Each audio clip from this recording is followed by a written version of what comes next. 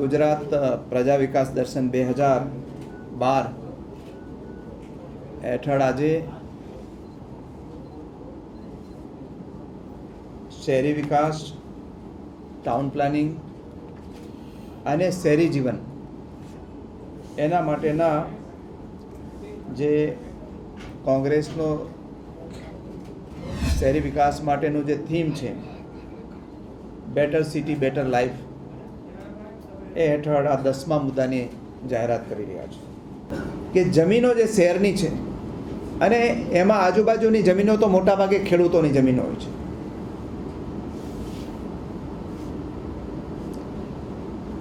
એટલે એ જમીનો જ્યારે ટાઉન પ્લાનિંગ સ્કીમ આવે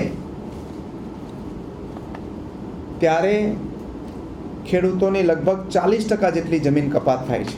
એક મહત્વનો નિર્ણય કોંગ્રેસની સરકાર એ કરશે કે જે કપાત છે એ 40%માંથી 30% કરશે.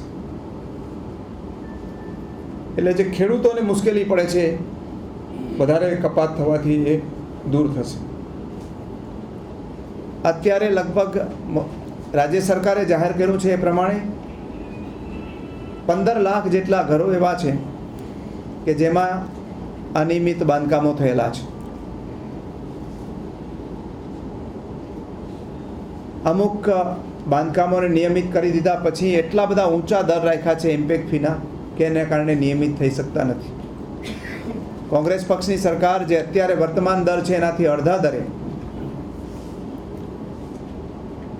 આ બાંધકામો નિયમિત કરશે અને ભવિષ્યમાં જો કોઈ પણ પ્રકારના અનિયમિત બાંધકામો થશે તો એમાં જે તે વિસ્તારના અધિકારીઓની જવાબદારી ફિક્સ કરાશે. અને 3 વખત એક જ જમીન વેચાય તો એમાં જેટલા માલિકને જેટલી આવક થઈ હોય એટલી જ સરકાર આવક લઈ જાય છે. એટલે જંત્રીઓને જે આડેધડ છે એની જગ્યાએ એને પરવડે તેવા લેવલ ઉપર નવેસરથી સર્વે કરાવીને એને ધોરણ નક્કી થશે.